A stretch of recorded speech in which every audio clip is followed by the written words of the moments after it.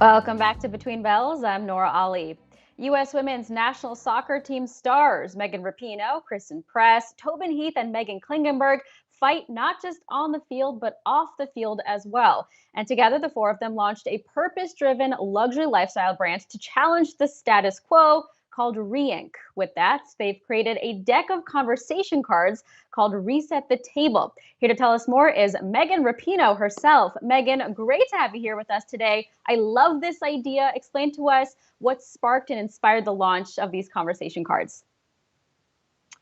It was a little bit of synchrodestiny, actually. We had an event, I think it was August of last year, coming off the World Cup. Obviously, that was incredible. And we had this idea of just sort of getting, sort of thought leaders. There was politicians there, activists, musicians, TV hosts, ourselves, and just to kind of have a conversation, break bread, have a nice brunch out in the sunshine. And in the beginning, I think it was actually Kristen maybe who wrote a few conversation starters. We thought, we don't want to be the ones hosting the brunch and then having there be lulls in the conversation. So we had these little card prompts.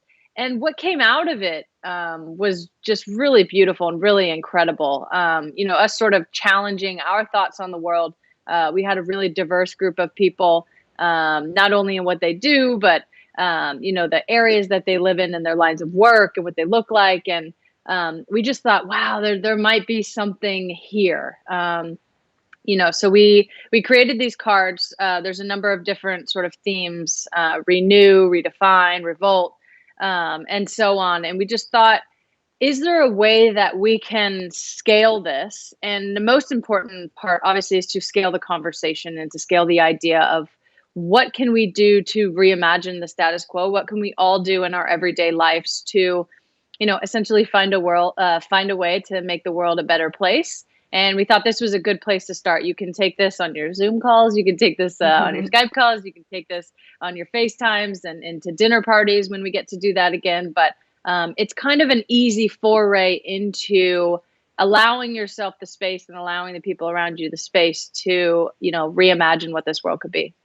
Yeah, it's especially appropriate right now. As you mentioned, people are using technology more. You don't want that awkward lull when you're talking to your friends, but you guys have some kind of specific recommendations as to how to incorporate this on, say, your Zoom calls with friends. And can you also give us maybe some examples of what some of those questions might be in those categories? Mm-hmm. Yeah, so I would recommend, everybody is doing friends calls and doing family calls, and even businesses and corporations are still staying connected during this time. And particularly because there is no, world before that we can go back to. That world is going to be vastly different, at least for the foreseeable future. So how do we reimagine what we want the next phases to be? And can we start that imagination process and that creative process right now to see what we want going forward? Some of the example questions, a simple one: how do you reimagine the status quo in your everyday life? What are just some little things that you do? That could be, as a woman, that could be taking up more space on the subway and asserting yourself.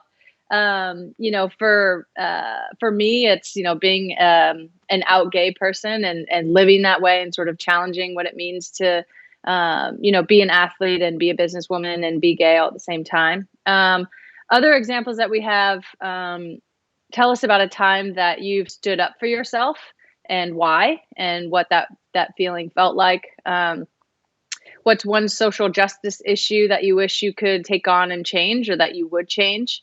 If you could be your own boss for one day, or the boss of your company, what things would you do differently in your workplace? So it's all sort of prompts of, we're not saying burn the whole house down and everything that came before has to go. We're saying, what can we take from before? What things aren't quite working? And how can we reimagine those going forward into the future? Megan, one question that stood out to me and something we're all thinking about right now, I would love to get your take on what you think here. If you could shake up any industry right now, which one would it be? I imagine, you're obviously making moves in the sports world, but what is one industry you think will be shaken up out of this pandemic? Hopefully the healthcare industry. I think that we've seen that there's quite a bit of problems even before this. In our country, obviously, a lot of people's healthcare is tied to the employment. We're seeing, absolutely record numbers, Great Depression level numbers of unemployment. I think healthcare is a basic right. It shouldn't be something that people are worrying about. I've heard stories of, people not going to the hospital because they don't have healthcare. And, during a time that we're going through, as a country and as a world, a healthcare crisis, this shouldn't be something that is on anybody's mind. So hopefully the healthcare industry, we could really shake that up and hopefully make it actually work for everybody.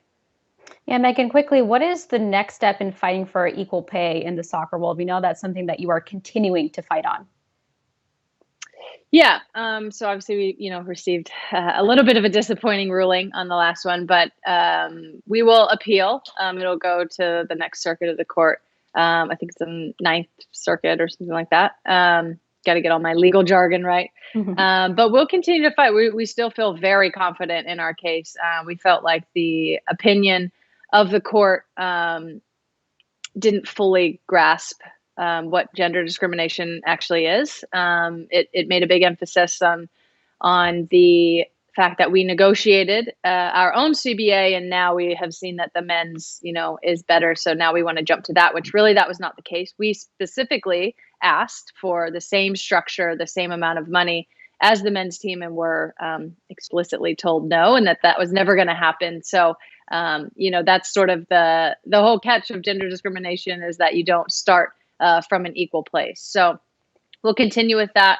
It was a frustrating blow, but I think honestly it's invigorated us even more, knowing how frustrating that was for us and knowing how many women go through that in their everyday lives, and just continuing to take from that energy. And we've said this before, the fight isn't over until there's equal pay, and so we don't have that quite yet. So all right. Well, we appreciate the fight that you're fighting, Megan. Thank you so much for your time here today. That's Megan Rapinoe, co-founder of Reinc.